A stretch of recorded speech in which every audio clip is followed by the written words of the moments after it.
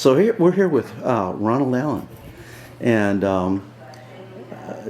we're excited because today's a big pheasant hunt here. Correct. So tell me a little bit about this, how it came about, when it started, things like that. Yeah. Good morning. Good Welcome morning. to Allen Brothers, and I'm glad you came. Well, we started in about 2000, and we started small quail hunting, and me and brother would go off somewhere every year, and we kind of picked up some ideas what to do and what not to do. And we came in as we had resources. We hunt plantation pines, and we started quail hunting, and then we had a duck impoundment. And the guy said, well, I like to shoot a pheasant tower shoot, so we put up a tower shoot. And we do about 23 to 30 tower shoots a year. I don't know how many customers we have as far as quail hunting, and we used to do duck hunting 3 years ago. We curtailed that. We don't do that any longer. Sure. But we have lodging. Brother's a cook, and everybody says, I like you hunting, but I love you cooking. It's like Grandma used to cook. It's outstanding. He and the family do a great job for that. So how many people can you accommodate in lodges? We have 12 rooms. Okay. We can sleep up to 28 to 30 people. Wow. We have breakfast, we have lunch, and we have supper. Shrimp, steak, oysters, whatever the client wants, whatever you might want. We have a meeting room. Today we got Tabor City in for the retreat, and we do a lot of retreats for different towns and corporations. We have a lot of corporations come through, and we entertain their clients. If you want to go quail hunting in the afternoon or in the morning, we do pheasant tower shoots. And we also have a classroom we can do concealed class in. We do that about every other month. We have a shooting range, we have clay targets, we have a pistol range. And when you're hunting, we do all your birds. Bring your cooler, because we always dress your birds, they're ready for the pot. And of course we got a gun store. We call it the candy store. And I am the candy man. So when you come in here and you buy a pistol, rifle, shotgun, you get a free ice cream. Most people said, yeah, I know what you do. You sell me the ice cream and give you the gun. Yep, but the ice cream costs you a lot of money. So that's kind of where we are.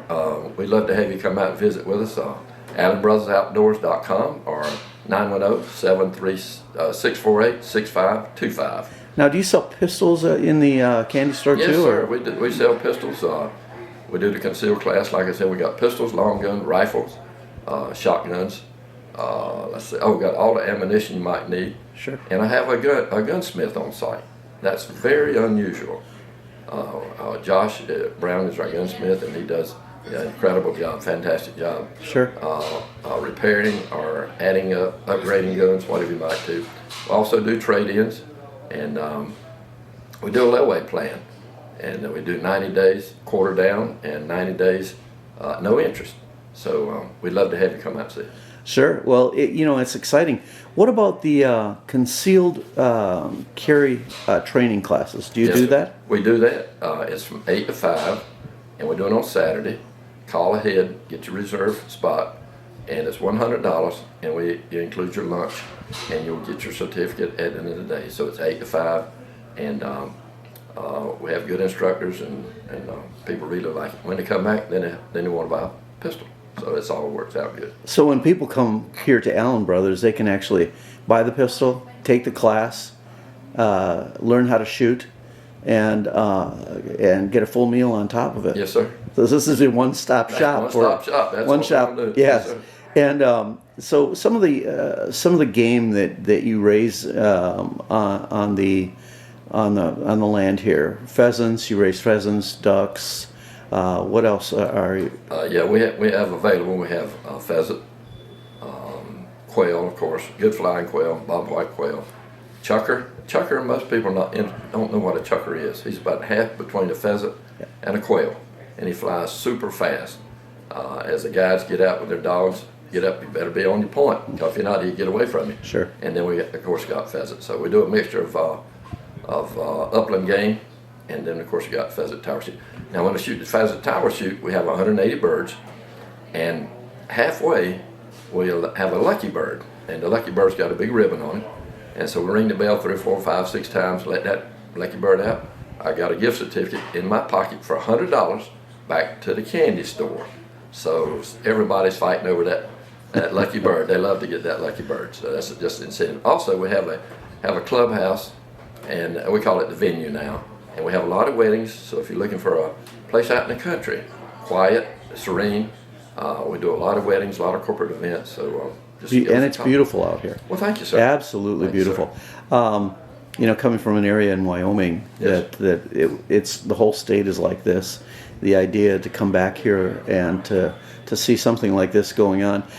Do you ever have any opposition to what you do, running a game farm or things like this? Do you have never have any opposition? No, and that's good. And we don't hunt on Sundays. We do 6 days a week. And people call me from out of town, Raleigh, Charlotte, Florida. Can we hunt on Sunday? And we don't. We are raised not to hunt on Sunday, and we don't allow shooting on Sunday, so we're closed on Sunday. It's a day of rest. Right. And of course, they have to bring their own firearms, correct? Either that, or they can buy. Buy one. And they buy all the ammunition. We got everything you might need right here at the house. Sure. Now, being out here in this rural area, do you see what other wildlife do you see out here? I assume you see a lot of deer out here. Oh yeah, we got deer, we got turkey, and bear. Oh yeah, we got bear passing through. We got coyotes, bobcat, and occasionally you'll see some wild swine, wild hogs. But most hogs I got pigs I got are in a pen with Prestige. So sure. Thank goodness we don't worry about that. That's good. Absolutely. Yes, sir. Absolutely.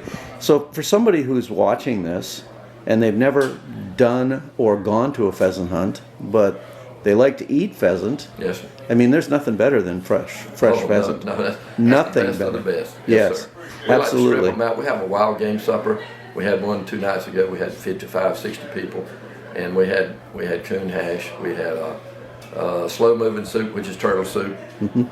We had venison. We had turkey strip, wild turkey strips, and my brother makes a 9-bean chili. And it is fabulous. He loves that. And then we had grilled chicken as a main entree. Now, you and your brother started this whole thing. We started this, yes. My brother. When did you guys come here and decide this is where we want to be? We started. Brother Joe and I would go hunting somewhere every year because it's just a reward. I retired from the hospital and he retired from DuPont, and we'd go places, some good places and not so good places. So by doing that, we kind of gleaned from everyone and kind of put it in what we would want to do and how we would want to hunt. So that's kind of what we did. We started building. And we just kept building. People kept coming, and we've had them from Russia, Singapore, China, France, India. Sure. Local, we've had them from Alaska, Florida, and I've had Phil Robinson came through, race car drivers, Panthers. So we just get a little bit all of it right here in Bladen County. Sure. I come in here to this little piece of heaven right here in the middle. That's right. The boys say, "Do I have to go home?" Yeah, I bet. Yeah. Now, how many acres do you have out here? The tax man likes me a lot. Yeah, the tax man likes you a lot. Yes, sir. Okay. That's good, and you've got multiple buildings here. You've got a lodge here. You've got a lot of different things. But again, back to my initial question, take me through the events of today. What are they going to do? They arrive here and don't know what they're going to do. Yeah, today we're having a pheasant tower, 180 pheasant tower shoot for Bladen Community College, and it's a fundraiser, and it's for scholarships, and we're trying to encourage people to come and give back to the community. Yeah. By donating or being part of kind of the fundraiser thing. Today as they arrive, let's see, it's about 9 o'clock. They should be here, start arriving up any time because we shoot at 10 o'clock. They'll come in the candy store, register, and shop a little bit, whatever they like to do. Of course, they want to pick up some shells. About 9:30, quarter to 10, we'll travel over to our pheasant tower area, which is over at the venue. And then we get started, we got 180 pheasants, we got 11 stations, and every 10 or 15 birds, we'll say rotate, move to the next station. So you do that 11 times, because the wind could be prevailing one way. That way everybody gets a chance. We go through plantation pines, that's the tricky shot right there, that's the hard shot. Sure. And again, like I said, when I go about halfway, ring the bell, get a lucky bird. At the end of it, we'll get a good group picture. Make memories is what I call it, making memories. Individual pictures or family pictures if they like. Yeah. And then from there, we come back over and we have a big lunch, and your birds will be processed, and you pick them up, and that's your day for that. And today we just happen to have an AM shoot for Tower and PM shoot. We have 7 AM quail hunts this morning, and we got quail hunts this afternoon. So we got a lot going on, a lot of things. Sure. The advantage of this, I can remember hunting pheasant, hunting quail. When I was a kid with my grandfather, of course there you have to clean it yourself. Yes, sir. That's here, right. Here, we've graduated to a place where you guys clean it for them and prepare it for them and get them ready. Yes, sir. And ready for the pot. Miss Garline does an outstanding job. Yeah, and I wonder where this place was when I was growing up, because it sure would have been nice. Yeah, that's right. So the boys come out and they say they're roughing it. Yeah, right. Yeah, yeah, exactly. Well, it sounds like you guys have an awesome outdoor facility here, and an outdoor area where people can come and just get away from life for a while, and get off the grid for a while. That's exactly right. and get back in touch with nature, get back in touch with remembering what it was like as a kid. That's right. So many people come in, and that's exactly what they say. Is this reminds me so much of where I grew up and how I grew up. Today's world, everybody's such a fast pace, and they come. Well, as a matter of fact, I got a doc and his friends come in today, and they said, I forgot all my troubles at home. We came out here and you just reboot. I have some RV areas over here as well. I put some RV, get them halfway between New York or Canada and Florida. Once they find me out, they get off of 95, get out of Lumberton, get over here in the country, and they have dogs, guns, or whatever, or if they just like nature or just quietness, they come spend some time with us. And it works out real good. You meet some of the greatest people. Sure. And people ask me, say, what's your greatest asset in the business you have? And I said, meeting people. Because if I wasn't in the business, more than likely 90% of them I would have never met. And they're friends for life. Well, and another thing that you guys don't really blow your own horn on things, but you're one of the great philanthropic businesses in the area, giving back to the community. Yes, sir. And never wanting to get any press or any kind of credit for it. Yes, sir. Well, today that stops, and we decide to make you visible. Well, I appreciate it. You've done so much for our communities here in Bladen County, and the people of Bladen County ought to feel pretty proud to have something like this, which is a high class hunting ranch and outdoor facility that you can't hardly find anywhere unless you go down to Texas or you go up to Alaska or things like this, but you've got it right here. If you got any suggestions for the young hunters? Yeah, you, our age grew up in a different era. Mm-hmm. We could go out the back door, we could shoot, we could do whatever. Either our grandfather, or uncle, or our aunt had a lot of land, we could do it. But today it's changed. Everything's small parcels. Most of the guys now, if they hunted, they want their youngsters to come do what they did. They don't have time. They live on a postage stamp. They don't have time to put up a deer stand. They don't have time to do these things. And what they do is come with us, and it's pay to play pretty well. And they get to see and teach their children what they did when they were growing up. They can shoot clays to start with. They get the taste of the country life, and they have some quail or pheasant, depending on what they want. And of course, they get to come to the candy store, so it works out really good. Well, and this is nice. I mean, I had a grandfather that was like Ernest Hemingway, so I got good training. That's right. Shooting. You were lucky. Yeah, I was lucky. I had a grandfather that could shoot and taught me how to shoot, prepared me to be a sniper in the military. Yes, sir. Then he also was one of the greatest fly fishermen in the Midwest.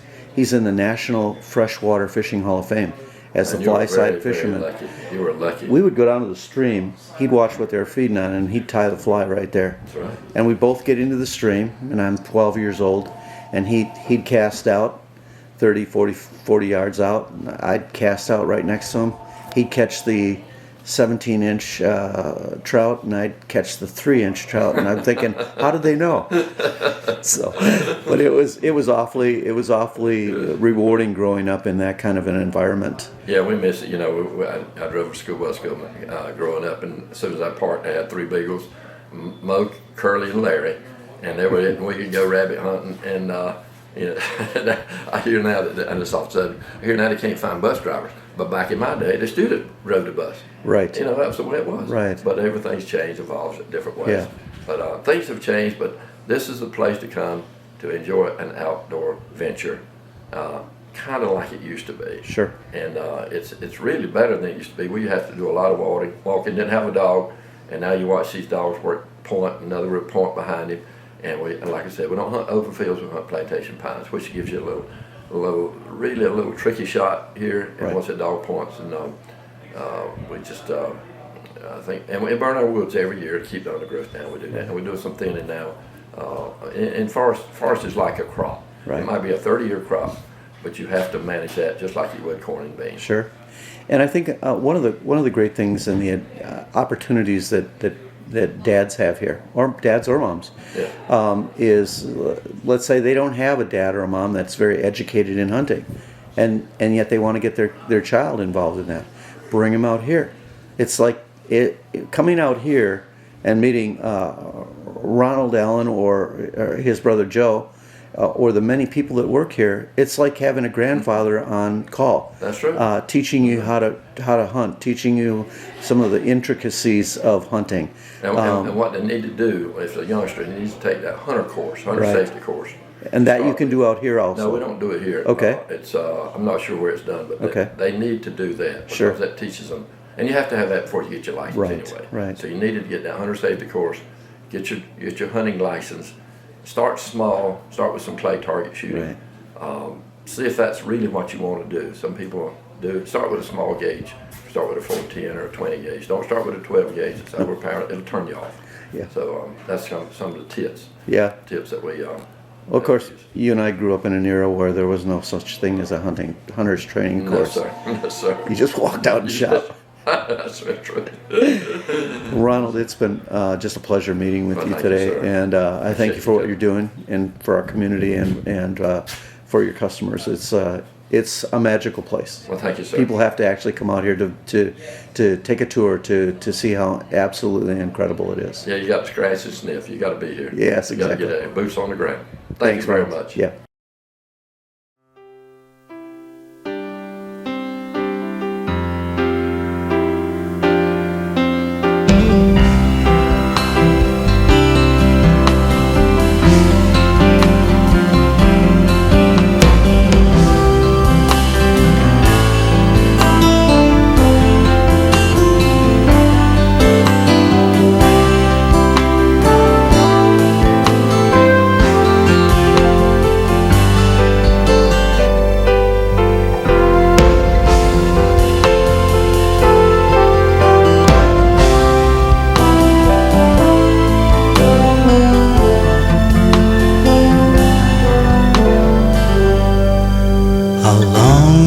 they be with us? When will they write their last song? When will the voices be silenced?